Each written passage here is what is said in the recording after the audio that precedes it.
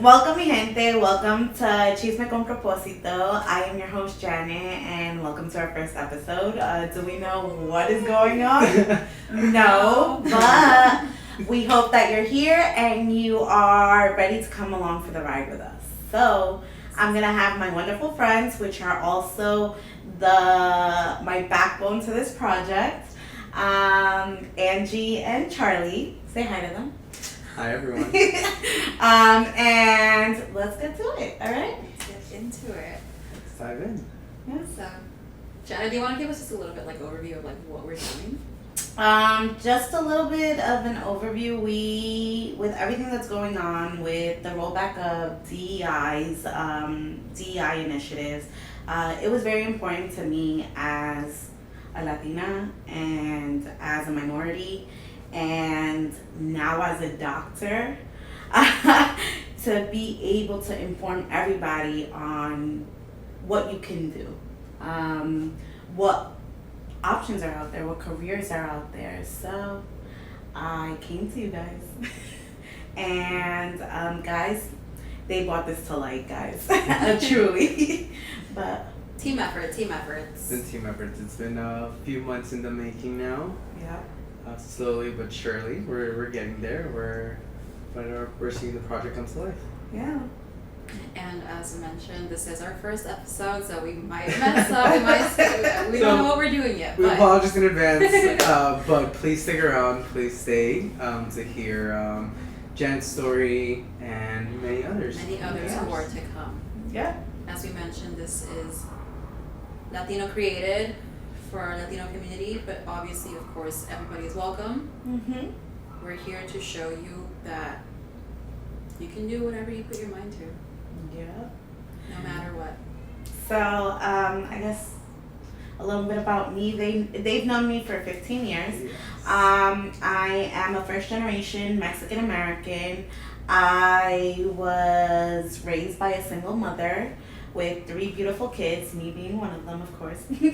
And my father didn't play a role in my life until I got older. And actually, the reason why I became a pharmacist, now I am a pharmacist, was because of him. But I don't know. I want to say that everybody first generation is raised differently. I know your experiences are different from my experiences and other people's experiences, but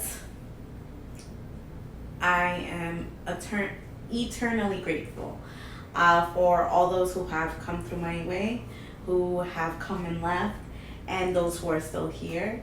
And that's about it.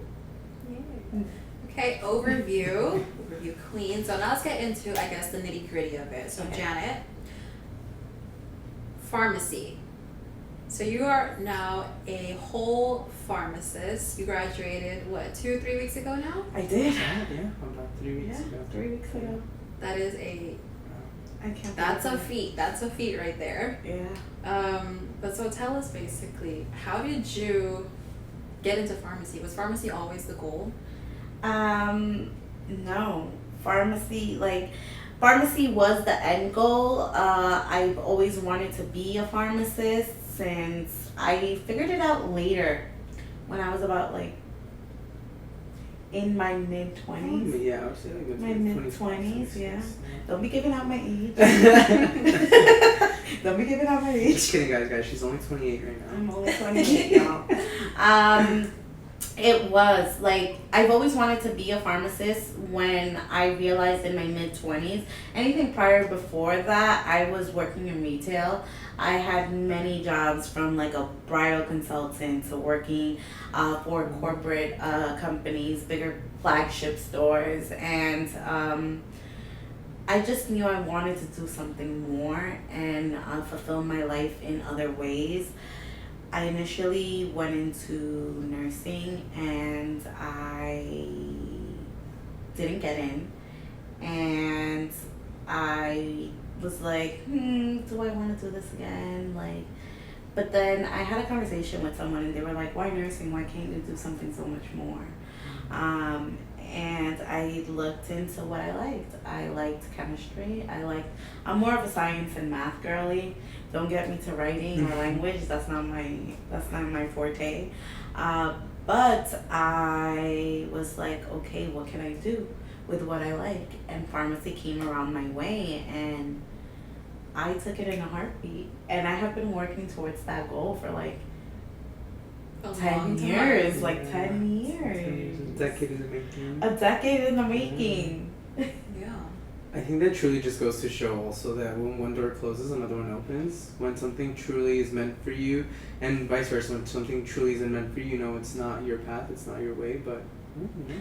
Honestly, I think that's true because at the end of the day, I'm the first doctor in my family. Mm-hmm. I didn't know what it entailed to be a pharmacist or what prerequisites I needed to be a pharmacist. I just knew I liked science. I have an undergrad in biochemistry, and I was like, okay, like, let's go. At the same time, I had to work for my mom, like to pay rent and all of that, to pay my bills, because I had to do it. As long as I paid my bills, I could go to school. And even when I was going to school, I was paying for that. Mm-hmm. So it was more of like, okay, but I had to do the research. I needed to know what classes I needed, what prerequisites I needed. When I tell y'all I cried at Hunter, I cried, but it's what you said. Everything happens for a reason, because it had turned out that I was supposed to graduate a semester sooner than what I graduated. And there was a mix-up in classes that I was enrolled in, that I was still short one class. While I was like, no, I'm supposed to graduate, I literally, I was distraught. I was crying. I threw myself in bed. I cried for a full day. That's just my thing. I cried for a full day. I let myself feel it out. Yeah. And the next day, I'm just Pick like, yourself back up. Yeah. all right, a chambear. ¿Qué voy a hacer? Let it Right? felt it out now. Yeah. Get back up there. I went in to see my prerequisites, and it turned out that I needed to take an economics class. And that economics class was needed to get into pharmacy school, which So I had just that never one class. taken. That Due one to class. that one class, due to the one class that wasn't economics, I realized that I had to take an additional class on top of that to meet all my requirements. So that is a little spin that I took. I was like, maybe things always happen for a reason. Yeah, truly can't believe it. Yeah. There's obstacles always. Obstacles are always going to be there to ruin our lives, but I think it's perspective, Yes. and I think you being able to turn it around and be like, you know what, like Charlie said, this door's closed, but it's really important to understand that another door will open Yeah. eventually. And it also comes to show, how bad do you want it? Like, how bad do you really want it? How bad did I want to be a nurse? Because I could have studied more and Retaking the exam. And I missed the exam by 2 points. I missed the exam by 2 points. And I was like, okay, well, whatever. Whatever happens will happens. But that one conversation that I had with someone that I was interviewing, that changed my whole life. And I will forever be grateful for that one conversation. That one conversation turned it around for you. Yeah, and I think it comes down to what you're willing to do, what you're willing to sacrifice, because there's sacrifices that you have to make in a short period of time. Yeah. Yeah. So I guess with that conversation that you had with this person, what really happened? What really happened in that conversation? Give us a little bit of a few details where you were like, because I know you said, oh, why not more? Why just nursing? Why not more? What went through your head after that conversation where you were like, no, you're right, let me pharmacy? Believe it or not, it took me a while. Because when she asked me why not more, I was like, well, I just want to be a nurse. And she made me realize, what more is there out there in the medical field? Because if you think of medical field, you only think what? Your doctors, Grey's your Anatomy. nurses, Yeah, literally. Grey's Anatomy. Like, that's the first thing that's in mind, definitely Grey's Anatomy, but it's like, alright, like either a doctor or nursing or dentist. Oh, That's dentist, like, that's the other one that's in mind, Dentist. So I was like, no, I want to be a nurse. So I thought, like, I was like, I Mhm. want to be a nurse. Like, no, don't try to change my mind. Like, this is what I want.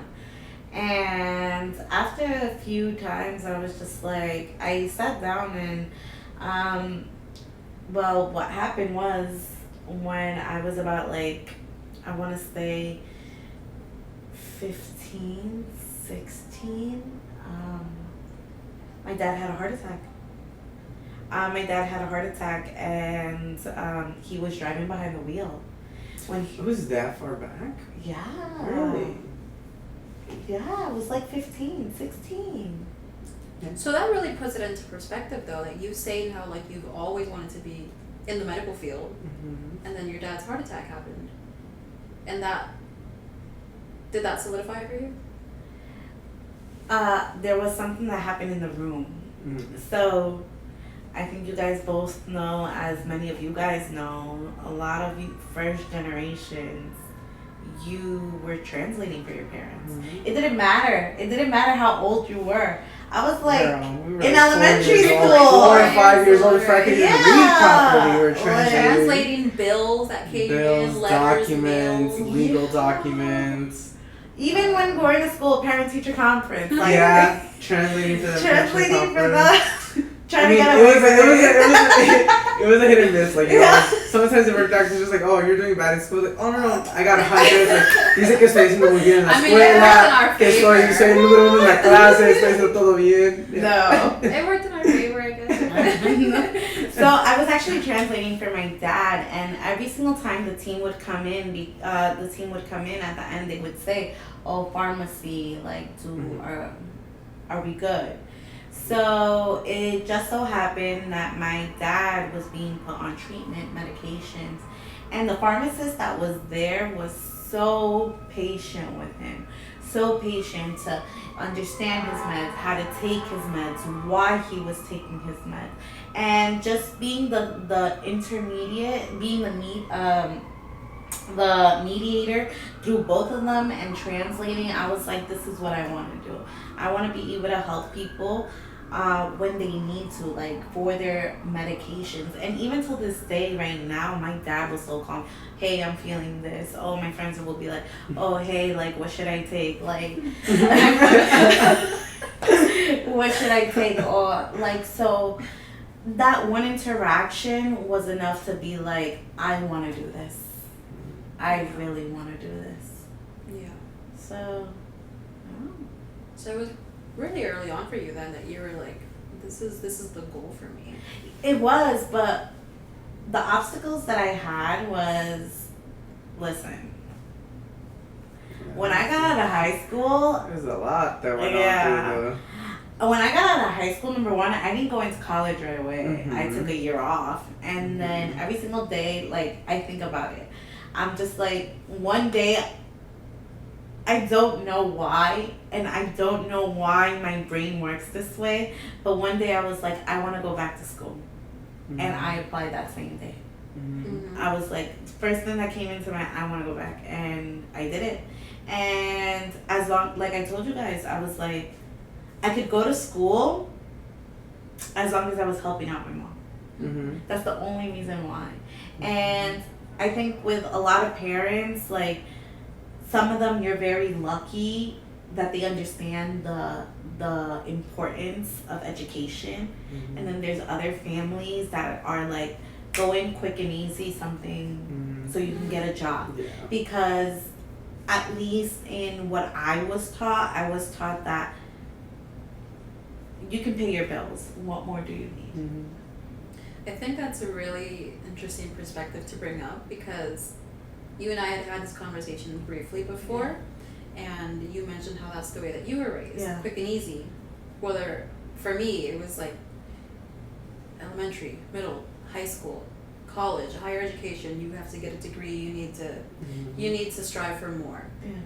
And I think that played a really big part in why I was so stressed during my time in college, because I felt pressured. And I know I was never in a bad intention, but more so like I didn't get to do it, my parents. And you have the opportunity to do it, take advantage of it. I think you're the one who told me that sometimes, like, a lot of the times our parents live through us. Vicariously. Yeah. Yeah, for sure. But honestly, like, No, it was definitely for you. I think it was definitely. it's not for the week. It's not for the week. Yeah. For sure, it's not for the week. And I remember like your early college days, like your hunter days and stuff like that, when we would go to church, and we used to go to church on Wednesdays, and I would try to help you study for your exams. You've always been studying 24/7, regardless, like wherever we were. We had a 30-minute commute. Okay, we're gonna study here, and I would be trying to help you study. And the funny thing is that, like, I'm here with your flashcard trying to help you study, and I'm just like, how do you pronounce this word? and then reiterating it to you, but okay, like, what is this now? Yeah. After you saw what the word was. No, I think this career is definitely not for the weak. And hey, I did it very late. Like, I'm not even gonna lie to you guys. 15, alright, these things happen in my life, but you know, life knocks you down, all of this. You have to do things, you have responsibilities as an adult, you have to take care of your family as well, like, but I just had this certain drive. You know what it is? You mentioned all of this, and I've just been thinking the whole time we were talking about this, where there's a will, there's a way. There is. Because definitely, like, we've known you, how long? 15 years? 15 years now, yeah. I think we can vouch for everything that you've been through and everything that you have overcome, and definitely obstacles. Prominent, but never once did you give up. That's the most important thing. You could have wanted to give up. I know that was definitely a thought, but the fact that you didn't give up all these years, and like Charlie mentioned, like you've always been studying, like 15 years. We've known this girl for 15 years, and she's been studying for 15 years. But hey, we're not done yet. And we're not done yet. Right? No. She's still studying. I am still studying. She graduated 3 weeks ago. I graduated 3 weeks ago, and I had a 9-hour study session prior to filming this right now. Which is wild. And I went to the gym in the morning because, you know, you need to prioritize your health. Priorities. I think what's important to say about this, like, the way I went about this, because there's many ways you can become a pharmacist.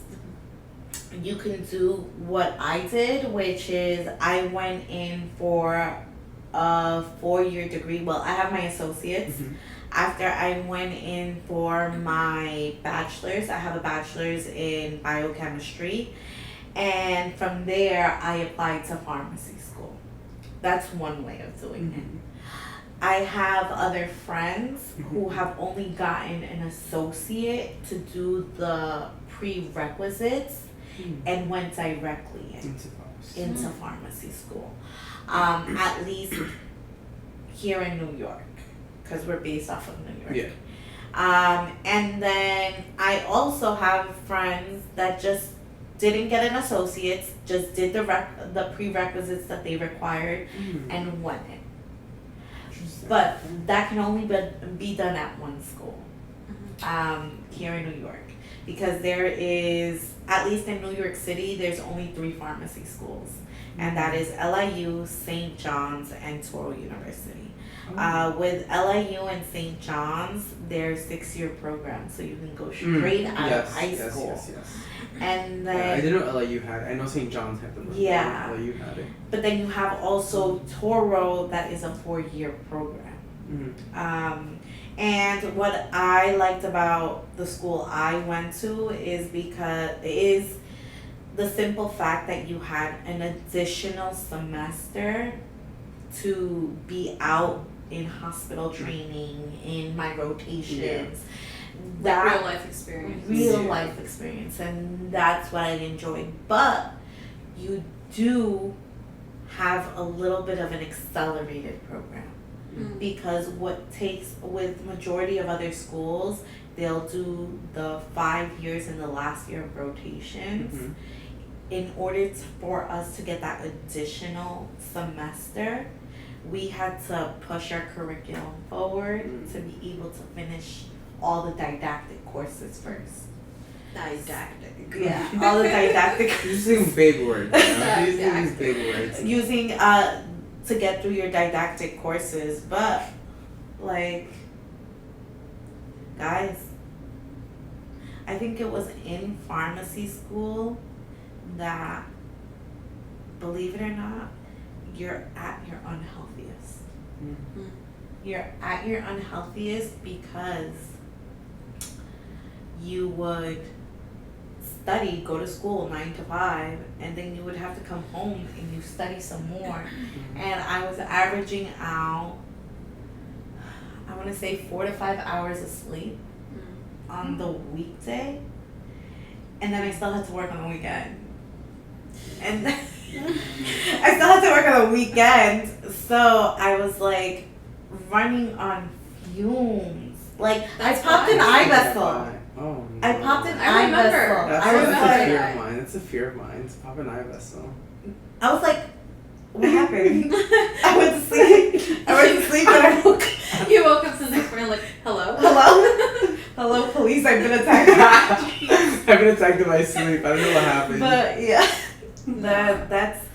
that's truly like one of the hardest commitments. Yeah. And I just want to say, even till then, less than 1% of people become doctors. Mhm. And in my class alone, from Hispanics, 0.8% of us. 0.8%. Not even the 1% made You don't it. count as 1%? Huh? Oh, of your whole class. Of my whole class. Gotcha. Escucha. No, literally. I thought you were just saying like No, 0.00 something no, percent no. were Latino, and I was just like, No. girl, you're not And I a think- person.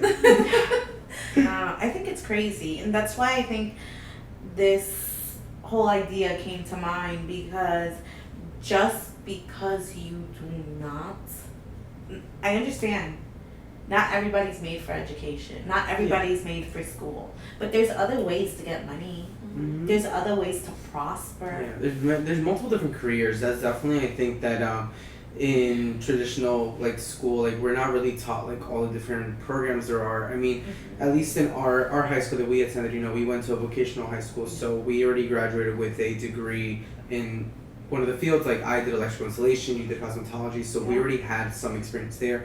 And a lot of the things at our high school was that they ventured off into unions, which is a really other great another great role to go into. But yeah, you know, like there's so many more different career paths that we weren't taught in school that, and you don't know about. And you're like right now, like the main source of like some finding out about some of these jobs is like TikTok. Like where they're just like, oh, like I Yes. do this for this career. We're just like, how do you get into that? Like, we're, Yeah. like it's just a lack of knowledge of like we're not aware of like what many career paths are or how to even begin. Yeah. Yeah, I think that's super important to know is that we're not aware, we're not taught that. Mm-hmm. And many of us really kind of get really strapped to the part of this is what I know, or this is what I have learned, and this is what I have to stick to, Mm-hmm. and that's it. Like we get very tunnel narrow minded on that's it. There's nothing else out there for me, or I can't do anything else. That's like not true in the slightest. Like just because your experience and your knowledge lies within this field does not mean that you cannot open the doors Yeah. to receiving something new. Mm-hmm. If you are in this track, if you are in this path and you don't like it, that's normal. Yeah. That's normal, and there's something that you can do about it. I think it's just to jump off of what you're saying, you know, I definitely think it's the fear of failing at times, and also the fear of like, well, I already started this, why am I going to restart somewhere else? Or having like, okay, like, or something, especially when we're much younger, it's like, well, how do I tell my parents that I don't like doing this? How do I switch and be like, well, actually, I don't want to do this anymore, I want to switch into something else? Yeah. That's super. I think it's also you want to do something that's fulfilling and that makes you happy. Mm-hmm. You're happy to go. I know individuals who are genuinely happy to go into work every single day. And mind you, my job is stressful, but there is nothing that I don't love than interacting with my patients. I go in, I'm happy. I know it was meant for me, and I knew it was meant for me when I got my first pharmacy job. And that's how I was like, that solidified it. I was like, okay, this is what I want to do. But if you don't fail, you're not going to learn from your failures to try again. Yeah. Because if you have to shift your mentality to, hey, I tried it, it didn't work. What can I do different? Because I still want to do this. And that is what it comes down to. Because... And something that Charlie said a little bit earlier is the fear. We don't do things due to fear. I think it's super important. Like, I think we're all victims of that. But I think it's super important to open yourself up to that fear and to do things scared. Do it even if you're scared. Because you'll never know what can come of it unless you do it. Yeah. I think that in itself is very important to mention. Yeah. No. Have anything else you want to ask me? Charlie? No, I mean, just to jump off of that, I think a lot of it, like, it, how do you say this? Like, it grows, it stems. That's the word that I was looking for.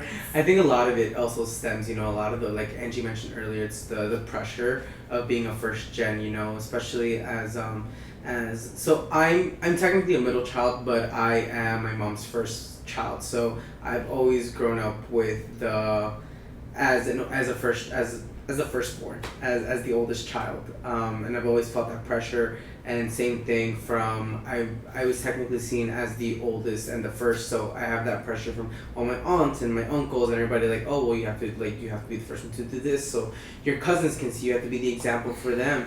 And I feel like that was something that was really like challenging for me, especially because like for me going off from high school, I thought that I knew, like, granted from high school I only applied to 2 colleges. I only applied to Iona and to St. John's University. Iona was an hour away in New Rochelle, which was fine because I was driving right at the time, but I think tuition with what they were covering for me was going to be like $36,000 for the year. And then St. John's, I still, to this day, I don't know how they offered me half a ride. So it was $20,000 for the year, which is still an insane amount of money. And I started off as a Homeland Security major thinking that's what I want to do, I want to go into that I want to go into Homeland Security, and I think I definitely enjoyed some of my classes starting off, but slowly after I knew that I was only doing school for my parents, and it wasn't. I took after 3 semesters at St. John's, I decided to take a little year off, and then we're like, you know what? Okay, we take the year off. Let's jump back into school because you have to still do it. You have to finish school. Like for my parents, I have to finish. So I went back, but I went to QCC. I started doing accounting. A lot of my mom's side of the family, everybody on my mom's side of the family is all accountants. All her sisters, my cousins, they're all accountants in Ecuador. Blood. Yeah, so I was like, you know what? I was like, we'll do it. Let's jump into accounting. And then slowly I was like, school isn't for me. Like I truly tried, but it just wasn't for me. And then took another year off. And then I was like, you know what? We're gonna attempt this during COVID. Right before COVID, it was like, no, you know what? I think I started having like a midlife crisis, like my early 20s, and being like, what the hell am I doing with my life? Like, I need to like get a degree. I need to do something. I feel like we always grow up with that mentality, like you have to have a degree to get somewhere in life, and that's where I grew. And then went to LaGuardia, started doing business administration, and I liked it up until COVID hit, and I was like, I don't like doing this online classes. Like, I can't do it. I need to be in person, and that's where I just dropped it. I was like, no, school isn't for me again, and I feel like we're jumping too much into like my background of everything, but do it, cause I can chop you out and put you as a whole episode, boy. And then like during all of this, while I knew that I didn't really want to do school, in the back of my head, I thought high school was gonna be like Glee. It's not. Or High School Musical. Apparently, it's not like Glee. I thought everybody's gonna jump out of the song. I went into high school thinking like, where does the Glee Club? Where do we sign up? It's not that. And in my late teens, well, like more like my late teens, early 20s. Before COVID, I was like, I want to get into acting. I started doing background acting. I did a few music videos, a lot of like background roles in like TV shows, and I was like, okay, this is what I'm gonna do. COVID hit, and we were like, okay, like everything shut down. So just to give a little background on my mom, she's a seamstress. So I would spend my summers with her at work. I've seen all of this, everything like in the interior design world since I was like 4. But it was never something that I really wanted to do. I started helping her when I was like 19, 20, helping her out just to like help her translate with clients, build clients and stuff like that, and build some connections with the clients. But it was something that I was like, no, I don't want to do this. And that's when I had left and gone into background acting. And then during COVID, and this is why also networking is very important. Mm-hmm. And you'll find out like the reason, like how my whole story came to be. Mm-hmm. So during COVID, I was working for Edible Arrangements at the time. I remember. All cash off the books. Don't tell Uncle Sam, though. Don't tell Uncle Sam. No, people are... But she was like, oh, they're hiring for this French interior design company. And I was like, oh, like I really don't want to go back into like I don't see myself going into that career path. That's not what I want to do. And I was like, well, what is it for? And they were like, oh, well, they're seeking a driver. And I was like, I don't really know. And then I decided to go to the interview, and I knew one of the people that I was interviewing with, but I hadn't seen him in years. Like I knew him from when I was little, when he worked with my mom. And then I go in, and I was like, this is not a driver role. Like this is like I got hired initially as a logistics coordinator. Wow. Which is entry level as a logistics coordinator. Granted, at the time, minimum wage was what I think it was like $16 still. No, not even. No, like $15. Like $15. I think it's still 15 now. No, now it's 17. It was so? Yeah, it's been 17 for like the last like year and a half now. Clearly, we're uneducated. Clearly. But at the time, minimum wage was about $15, so I was making $15 the hour before that, and then they were like, okay, like we're gonna hire you, and you'll be on a 3-month probation period initially with the starting salary. We'll call you to let you know what the salary is like in 2 days. So I was like, okay, so I'm driving, and they're like, okay, like we're gonna like so your salary's gonna be $21 the hour, and I was like, oh, sure, like great, like and it came with like benefits, health benefits, PTO and everything. So I was like, cool, great. Wow. And then after the 3 months, I think it was a little bit after 3 months. I think it was like a month and a half. They're like, like you're doing great, like we take you off probation, and then my pay was gonna be $24 the hour. So I was like, cool, great, so amazing. So it started off as that. And I feel like I got comfortable for a while in there, and I was like, I was there for a little bit over 2.5 years, but I was there for 2 years before, and I was like, I can't do this anymore. I was just stressed. There was nights where there was like days where we would cry, like a few of us there at work would cry, and I was like, you know what? It had just gotten so stressful, and I had like no help. I didn't have a manager or anyone else. It was like a 1-person role to do like everything. I was getting a lot of like criticism, like from our owner, like the owner of the company, and being like, well, this isn't getting done fast enough. I'm like, I don't have help. Yeah. I had tried to bring up like we need to hire somebody. Nothing ever happened about it, and I was like, okay. So you know what, I was like, you gotta fake it till you make it. And I was like, you know what, it was during a summer Friday, and I was like, hey, can I talk to my supervisor and my manager? And I was like, hey, I got an offer somewhere else. There was no offer whatsoever. No fucking offer whatsoever. And I was just like, I need a raise. I had gotten a 25-cent raise in the 2 years that I was there. In the 2 years that I was there, a 25-cent raise. Oh. And that was because of inflation that we got that fucking raise. Yeah. Yeah. What year was this? This was 2022. Hold up. If I can just do a disclaimer here. When I tell you, Charlie can tell you what year X, Y, and Z happened. Like, it happened yesterday. Months? Maybe even days. Definitely the month and the year. He's got you. Then there's me on the other hand. I have no recollection of it. Time is not a concept. She has the memory of Dory. me. Oh, you're a freaking fish, for real. But that's why I have y'all to tell me what happens. I think in pharmacy school, a lot of like information that I didn't use had to come out to come back in, like to be whatever thing you want. So it does happen. But back to that, so yeah, I let them know, I got another offer, and they were like, no, we can't lose you, like, so I was like, okay, so what's gonna happen? He was like, listen, she was like, I'm gonna be away, like, for 2 weeks, let's rediscuss in 2 weeks, and we'll try to figure something out. So I was like, okay, so let the 2 weeks pass, and then I spoke with both of them again. They were like, like, there really isn't much more we can give you, there's no more, like, that we can offer you to pay, and I was just like, that's, like, really ridiculous, like, okay, and they were like, but, like, we can try to move you internally. And so I was like, okay, and I know that I wanted to become a project manager. And in my head, I was like, well, most of them, a lot of them went to school in Savannah for interior design, which is really popular. I have never known. SCAD is really popular for the interior design world. I feel like every single person that I've met that's a PM or an interior designer has gone to SCAD.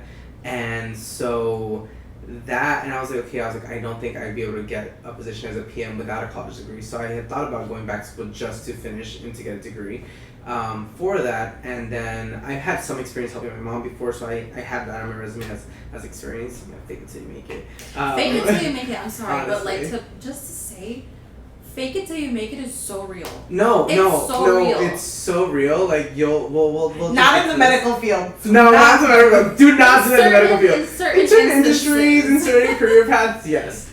But like in my case, yeah, sure, fake it to make it. So we spoke with we spoke with the PM manager, and she was like, you know what, like, all right, we'll do a test trial. We'll like have you transition over, and we'll get somebody else to hire for your position. So I hired somebody, and which was really great. I actually got him in I met him through my mom, and I brought him in. He was a little bit younger than me, so I taught him. He took over my position, and then I transitioned into PM. It was a lot more than I expected. Going in, I was like, okay, like, well, I would just see them being at the office, sitting down. I'm like, okay, cool. What do they do? It was a lot. It was a lot of work. It was a lot of work getting into it, learning everything, like, from what we do. Like, I knew more of the background end, but not more of the front end, like the client facing, and that's where I like gained some more experience with them. And I started off as a PM. I think it was like mid-August till December, and then that's where my little bubble crushed. Oh, and plus, like, as a PM, I literally was making only $100 more, not hourly, like in my total salary. So it was like pennies more. And now I became salaried. Now I was salaried, and I was still working more than like 9-hour days some days. And I was salaried now at that point. So I was just like, yeah, I was making more before because of overtime than now.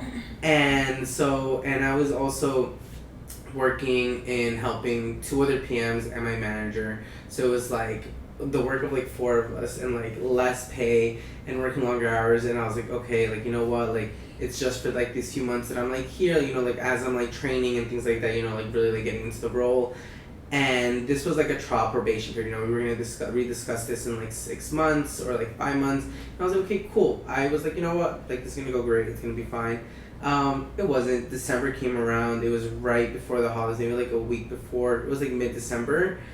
And she tells me, hey, we're not going to move forward, and we're not going to renew the contract. And I was just like, okay.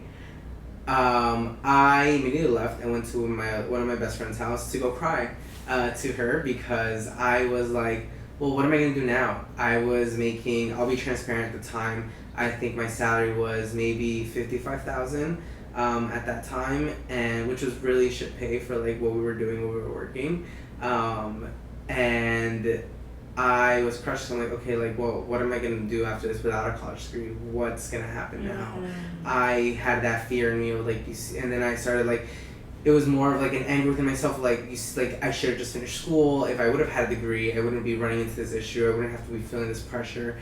And this is why also, like, a lot of people just like think like a degree means a lot. Sometimes it does, but it's like experience also counts a lot in certain fields, in certain cases. Like in my case, I already had almost 3 years of experience there, and another 2 years prior to that when I was helping my mom, which I have on my resume. So technically, I had like about 5-ish years of experience as in the interior design world.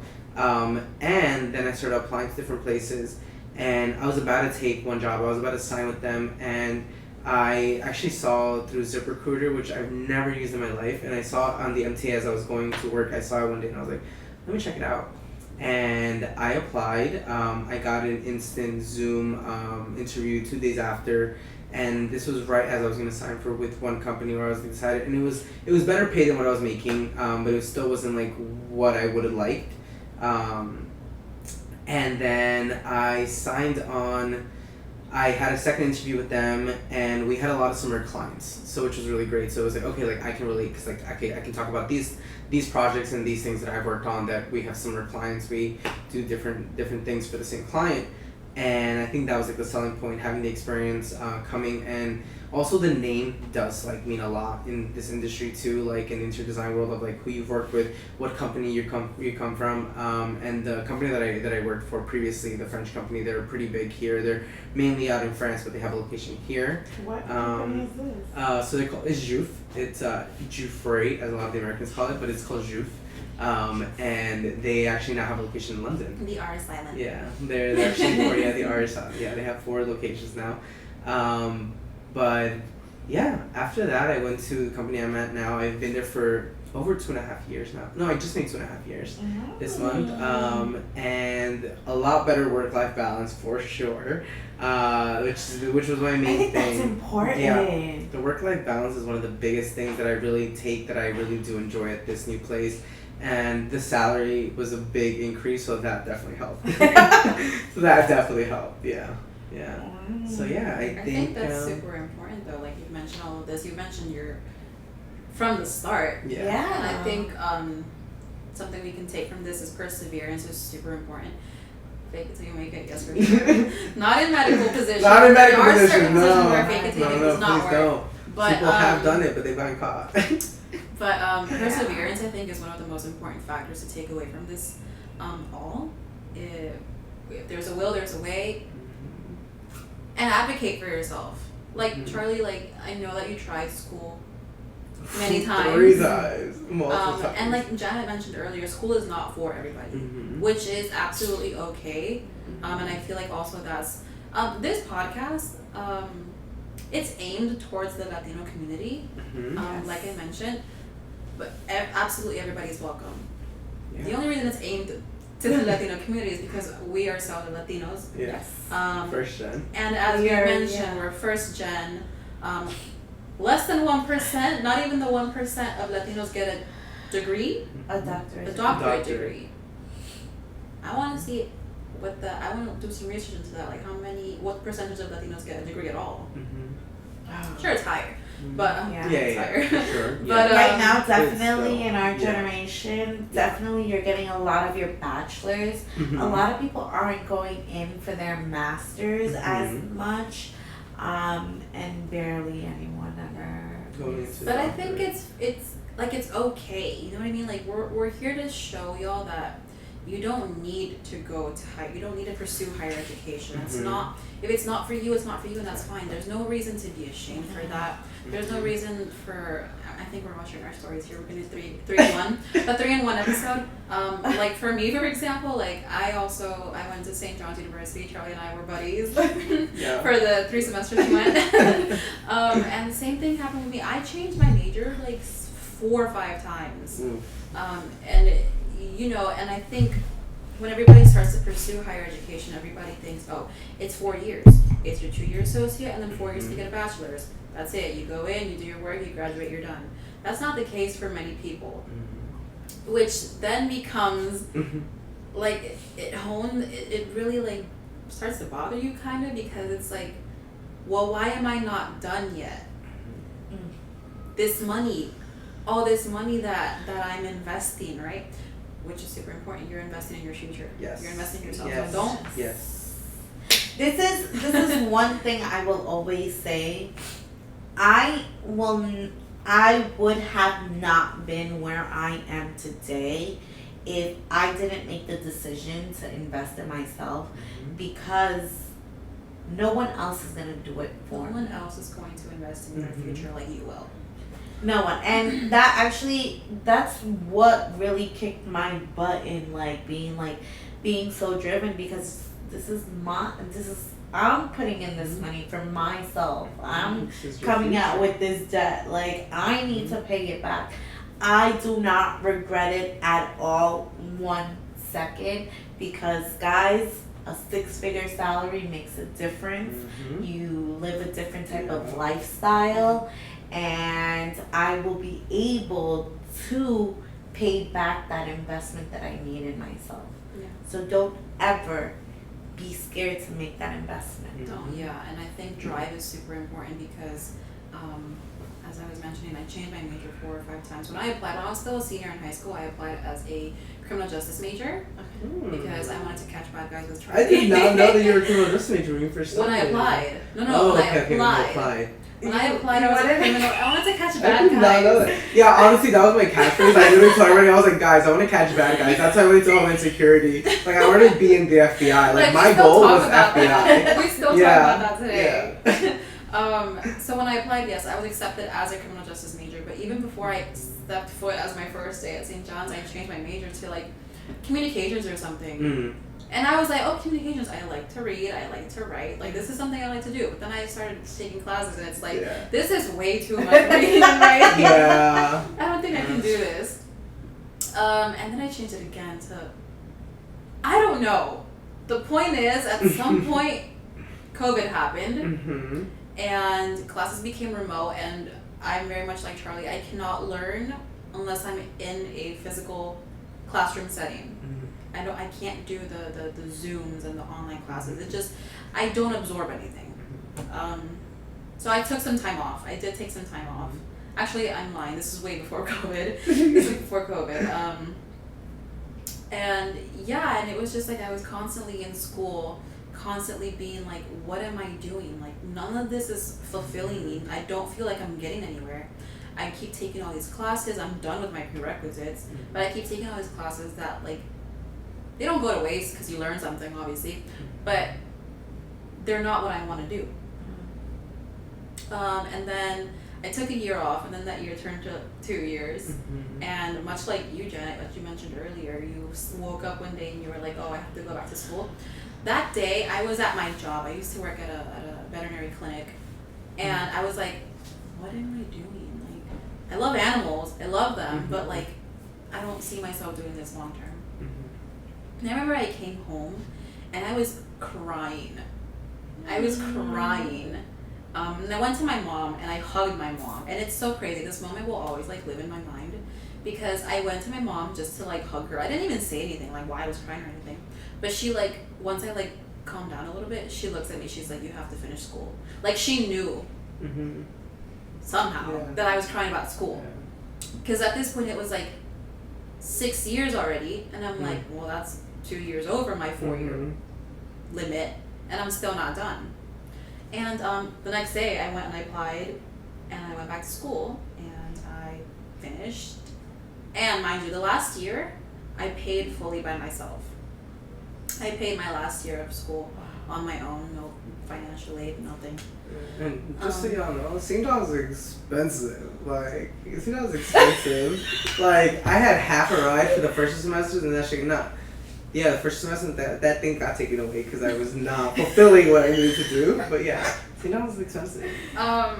Yeah, but I did it. I went back and I'm a hospitality major. Yes. I ended up getting my major in hospitality management with a minor in business administration. And that really came down to me being like, well, what do I like to do?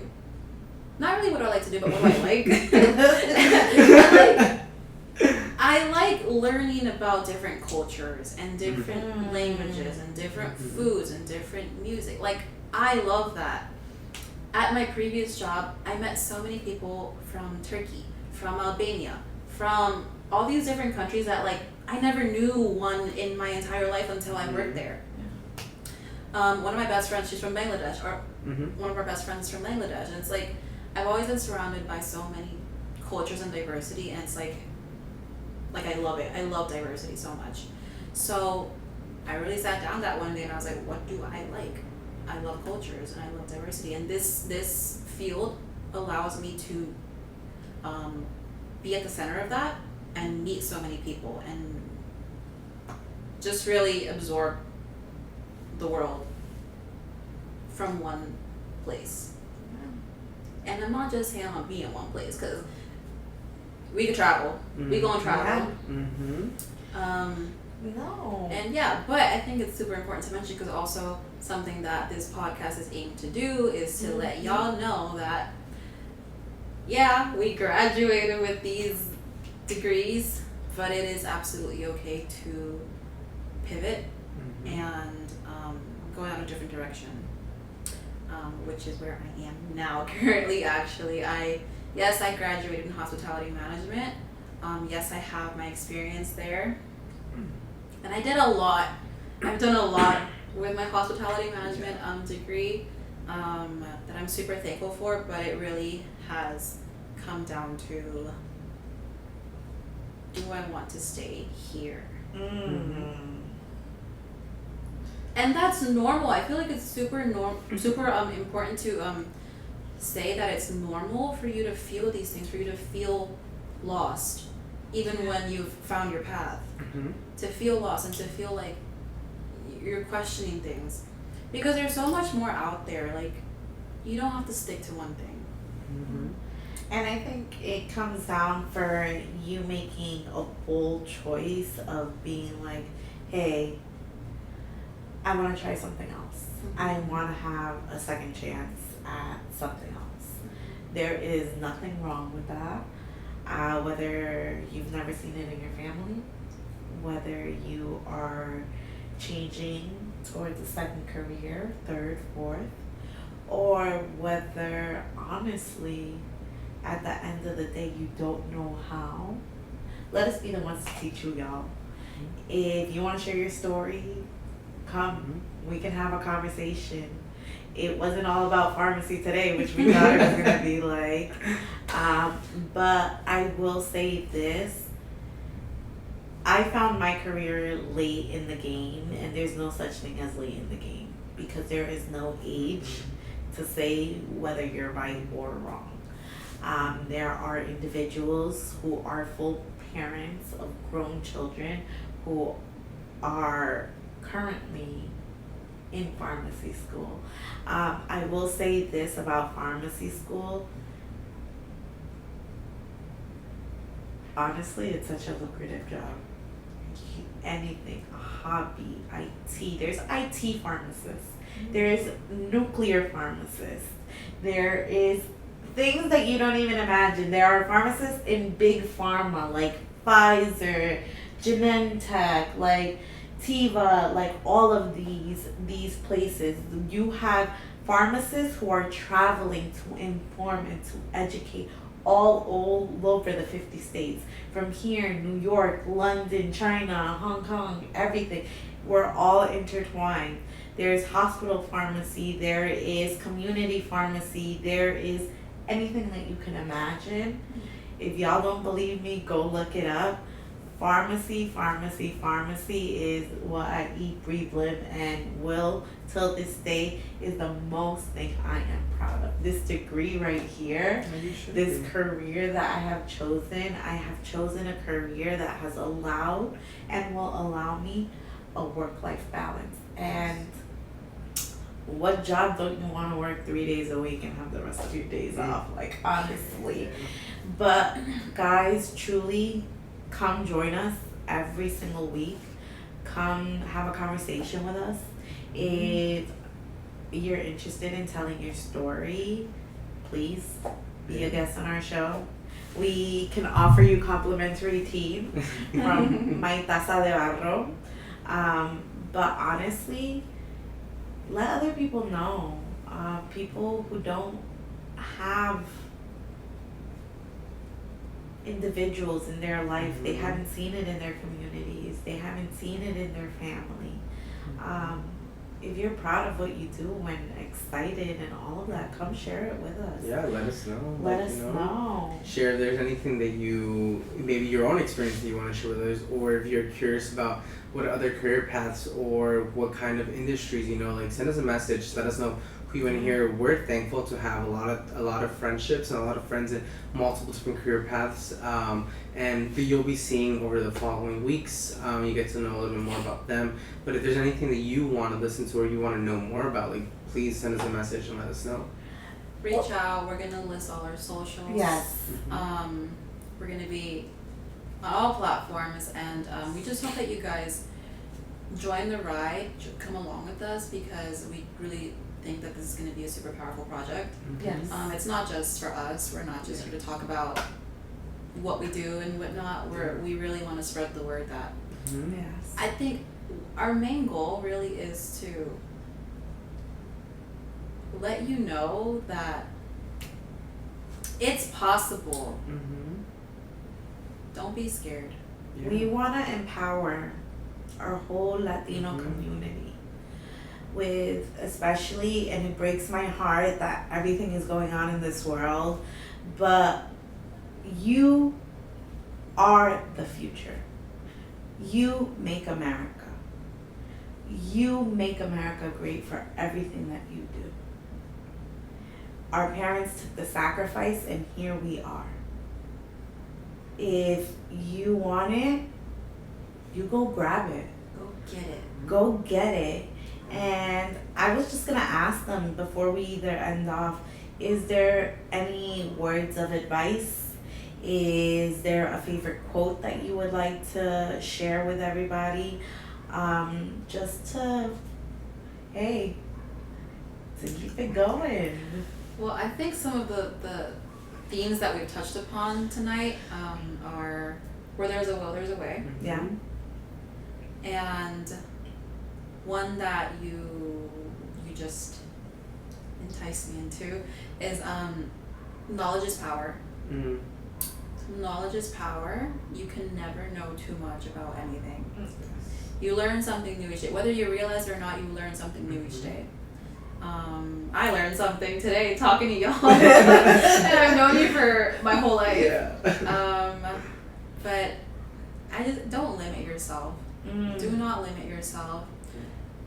I, for one, have definitely tried to limit myself, but I think I'm very fortunate to have friends and to be surrounded by people who want better for me as they do for themselves. And I think that's the most important thing, is to have that support system. Yeah. And whether you, even if you don't have that yourself, you have us.